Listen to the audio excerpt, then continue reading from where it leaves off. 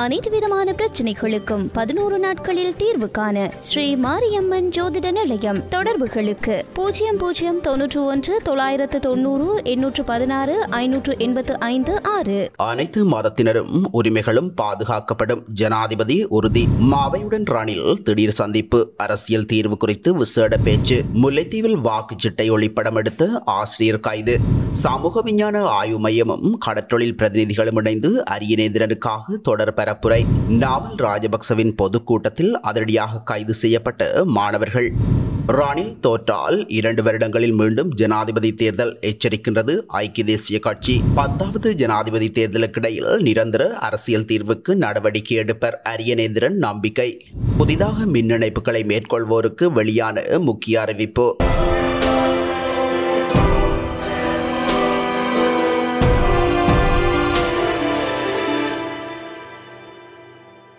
அரசியலமைப்பின் பிரகாரம் இந்த நாட்டில் உள்ள அனைத்து மதத்தினரும் உரிமைகளையும் உறுதிப்படுத்த அரசாங்கம் அர்ப்பணிப்புடன் செயற்படுவதாக ஜனாதிபதி ரணில் விக்ரமசிங்க தெரிவித்துள்ளார். கொழும்பு பண்டார்நாயக்க சர்வதேச மாநாட்டு மண்டபத்தில் நேற்று 7/9/2024 அன்று இடம்பெற்ற இலங்கையின் அப்போஸ்தலிக ஆயர் பட்டமளிப்பு மற்றும் பட்டமளிப்பு விழாவில் கலந்து கொண்டு உரையாற்றும் போதே ஜனாதிபதி இதனை குறிப்பிட்டுள்ளார். நாடு எதிர்நோக்கும் தற்போதைய சவால்களில் எதிர்கொள்வதில் ஆன்மீக வழிகாட்டலை உறுதிப்படுத்த அனைத்து மதத்தினருக்கும் இடையிலான தொடர்ச்சியான ஒத்துழைப்பு அவசியம் என ஜனாதிபதி தெரிவித்துள்ளார்.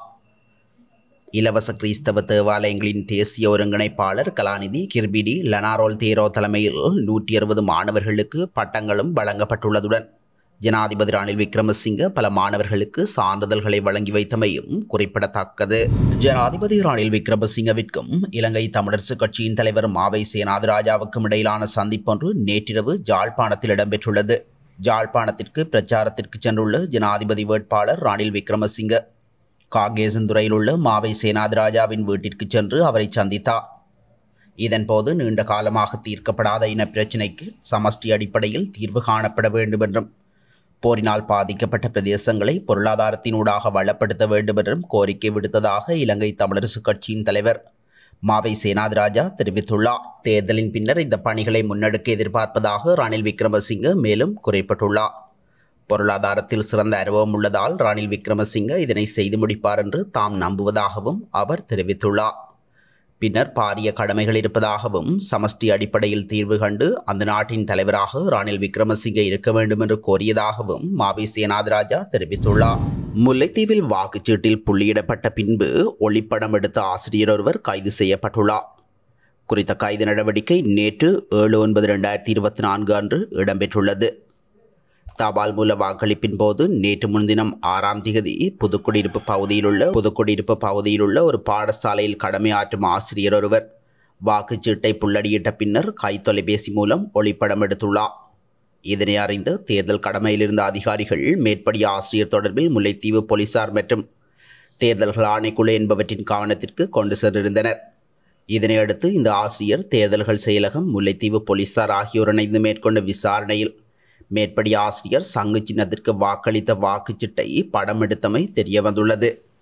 இந்நிலையில் இந்த ஆசிரியர் கைது செய்யப்பட்டுள்ளதுடன் அவரை நீதிமன்றத்தில் முற்படுத்த போலீசார் நடவடிக்கை எடுத்துள்ளனர். தமிழ் மக்கள் பொதுச்சபையும் தமிழ் தேசிய அரசியல் நிலைப்பாட்டில் உள்ள கட்சிகளாலும் ஜனாதிபதி தேர்தலில் நிறுத்தப்பட்டுள்ள தமிழ் பொது வேட்பாளர் ப அரியநேந்திரனுக்கு சார்பான பரப்புரையானது பல்வேறு பகுதிகளிலும் முன்னெடுக்கப்பட்டு வருகின்றது.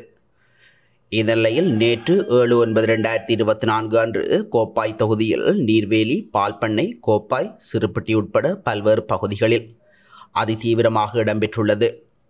சமூக விஞ்ஞான ஆய்வு மைய இயக்குநரும் சட்டத்தரணியுமான CA ஜோதிலிங்கம் தலைமையில் இடம்பெற்று வரும் பரப்புரையில் வடமாகாண கடற்றொழில் அமைப்பு பிரதிநிதிகளும் இணைந்துள்ளனர். ஸ்ரீலங்கா பொதுஜன பெரமுனவின் ஜனாதிபதி வேட்பாளர் நாமல் ராஜபக்சவின் பொதுக்கூட்டத்திற்கு பொம்மை துப்பாக்கியுடன் வந்த 2 இளைஞர்கள் கைது செய்யப்பட்டுள்ளதாக போலீசார் தெரிவித்துள்ளனர். வெளிமடை நகரில் உள்ள இந்திராணி திரையரங்கில் நேற்று இடம்பெற்ற பொதுஜன பெரமுனவின் தேர்தல் பிரச்சார பொதுக்கூட்டத்திற்குள் நுழைய முற்பட்ட போது இவர்கள் கைது செய்யப்பட்டுள்ளனர். ஜனாதிபதி வேட்பாளரும் நாடாளுமன்ற உறுப்பினருமான நாமல் ராஜபக்ச தலைமையில் இடம்பெற்ற இக்கூட்டத்தின் பாதுகாப்பிற்காக சுற்றுவட்டார போலீஸ் நிலையங்களில் அதிகாரிகளும் அழைக்கப்பட்டிருந்தனர். இதன்போது பாடசாலை மாணவர் ஒருவரும் பல்கலைக்கழக மாணவர் ஒருவரும் கூட்ட மண்டபத்திற்குள் நுழைய முற்பட்டதை அடுத்து அம்பகஸ்தோவ போலீசாரும் பண்டாரவளை விசேட குற்றப்பிரிவு போலீஸ் அதிகாரிகளும் சோதனையிட்டுள்ளனர். இதன்போது மாணவர்களிடம் பிளாஸ்டிக் கைத்துப்பாக்கி ஒன்று கண்டுபிடிக்கப்பட்டதை அடுத்து அவர்கள் கைது செய்யப்பட்டு வெளிமடை போலீசாரிடம் ஒப்படைக்கப்பட்டதாக அம்பகஸ்தோவ போலீஸ் நிலைய கட்டளை தளபதி போலீஸ் பரிசோதகர் RMS ரத்நாயக்க தெரிவித்துள்ளார்.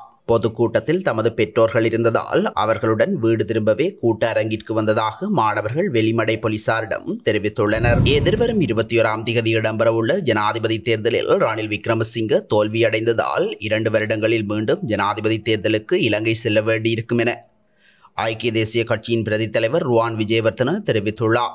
ஐக்கிய தேசிய கட்சியின் 78வது ஆண்டு நிறைவை முன்னிட்டு கட்சியின் தலைமையகமான ஸ்ரீகொத்தாவில் இடம்பெற்ற நிகழ்வில் உரையாற்றும் போதே அவர் மேற்கண்டவாறு தெரிவித்துள்ளார்.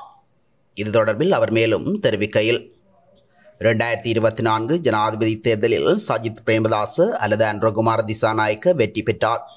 இலங்கை மீண்டும் ஜனாதிபதி தேர்தலை சந்திக்க நேரிடும். பொருளாதாரத்தை நடத்துவது குறித்து அவர்களுக்கு சரியான புரிதல் இல்லாததே அதற்கு காரணம் என அவர் மேலும் சுட்டிக்காட்டியுள்ளார். 10வது ஜனாதிபதி தேர்தலுக்கிடையில் நிரந்தர அரசியல் தீர்வை முன்வைப்பதற்கான நடவடிக்கையை எடுப்பதற்கான வாய்ப்பு இருக்கின்றது என தமிழ் பொதுக்கட்டமைப்பின் ஜனாதிபதி வேட்பாளர் பாரியநேந்திரன் தெரிவித்துள்ளார். வவுனியாவில் நேற்று இடம்பெற்ற பிரச்சார நடவடிக்கைகளை முன்னெடுத்த நிலையில் ஊடகங்களுக்கு கருத்து தெரிவிக்கும் போதே அவர் இவ்வாறு கூறியுள்ளார். இந்த தேர்தலின் ஊடாக தமிழ் பொது வேட்பாளரை நிறுத்தியதன் மூலம் சர்வதேசத்திற்கும் சிங்கள தேசத்திற்கும் அயல் நாடான இந்தியாவுக்கும் ஒரு செய்தியை சொல்ல இருக்கின்றோம். கடந்த 75 ஆண்டுகளாக ஏமாற்றப்பட்ட இனம் இனியும் ஏமாறுவதற்கு தயாரில்லை என்பதே அதுவாகும். 9வது ஜனாதிபதியாக தெரிவு செய்யப்பட உள்ள அந்த தென்பகுதியைச் சேர்ந்தவருக்கு தாங்கள் தொடர்ச்சியாக தமிழ் மக்களை ஏமாற்றி இருக்கின்றோம் என்ற மனசாட்சி அவர்களுக்கு உறுத்தும். 10வது ஜனாதிபதி தேர்தலுக்கிடையிலேயே நிரந்தர அரசியல் தீர்வை முன்வைப்பதற்கான நடவடிக்கையை அவர்கள் எடுப்பதற்கான வாய்ப்பு இருக்கின்றது. இதற்கு அப்பால் சிதறி கிடக்கின்ற எமது தமிழ் தேசிய பொது கட்டமைப்பு எடுத்திருக்கின்ற முயற்சி என்பது பயனளிக்கும். ஆகவே தமிழ் மக்களாகிய நீங்கள் செய்ய வேண்டிய ஒரே விடயம், கடந்த ஜனாதிபதி தேர்தலிலே பலருக்கு வாக்களித்திருக்கின்றோம், பேசியிருக்கின்றோம், ஏமாந்தும் இருக்கின்றோம். ஆகவே இம்முறை நாங்கள் கூறுகின்ற விடயம், ஜனாதிபதியாக ஒரு தமிழர் வர முடியாது என்றாலும் கூட எம்மை புறக்கணித்து 13வது அரசியல் திருத்தத்தை கூட செய்யாது யுத்த குற்றத்திற்கு சர்வதேச விசாரணை செய்யாமல் உள்ள நிலையில் இந்த தேர்தலில் தமிழ் மக்கள் தமிழ் பொது வேட்பாளருக்கு ஆதரவு வழங்க வேண்டும் என அவர் தெரிவித்துள்ளார். புதிதாக மின் இணைப்புகளை பெற்றுக்கொள்ளும் போது வரி இலக்கத்தை கட்டாயம் பெற்றுக்கொள்ள வேண்டும் என உள்நாட்டு இறைவரி திணைக்களம் தீர்மானித்துள்ளது. இது தொடர்பான முன்மொழிவு இந்த ஆண்டுக்கான வரவு செலவு திட்டத்தில் முன்வைக்கப்படும் என அறிவிக்கப்பட்டுள்ளது. நாடாளுமன்ற குழுவின் பரிந்துரையின் அடிப்படையில் உள்நாட்டு இறைவரி திணைக்களம் இந்த தீர்மானத்தை எடுத்துள்ளது.